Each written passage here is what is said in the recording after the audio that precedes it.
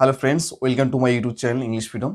আজকের ভিডিওতে আমি বেসিক গ্রামারের প্রথম পার্টটা করাতে যাচ্ছি। সেই পার্টটি হচ্ছে পার্সন। তো পার্সন আমাদের খুব ইম্পর্টেন্ট আমাদের ইংলিশ কথা বলতে, বুঝতে বা লিখতে। তো চলো দেরি না করে শুরু করা যাক। প্রথমে আমরা দেখে নেব পার্সন, যাকে আমরা বাংলায় পুরুষ বলে থাকি। ডেফিনেশন কি? বাক্যে যে ক্রিয়ার কাজ সম্পূর্ণ করে বা যার সম্পর্কে কিছু বলা হয় তাকে পার্সন বলে। পার্সন হলো বাক্যের সাবজেক্ট বা কর্তা। তাহলে পার্সন কি? পার্সন হচ্ছে বাক্যের মধ্যে সাবজেক্ট, কর্তা। ইংরেজিতে পার্সনকে প্রধানত তিন ভাগে ভাগ করা যায়, যথা ফার্স্ট পার্সন, যাকে বাংলা আমরা বলি উত্তম পুরুষ।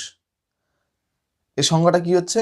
বক্তা নিজের বা নিজেদের সম্পর্কে কিছু বলতে যে প্রোনাউন ব্যবহার করে তাকে ফার্স্ট পার্সন বলে। তাহলে এখানে কি করবে? বক্তা নিজের সম্পর্কে, নিজের বা নিজেদের সম্পর্কে কিছু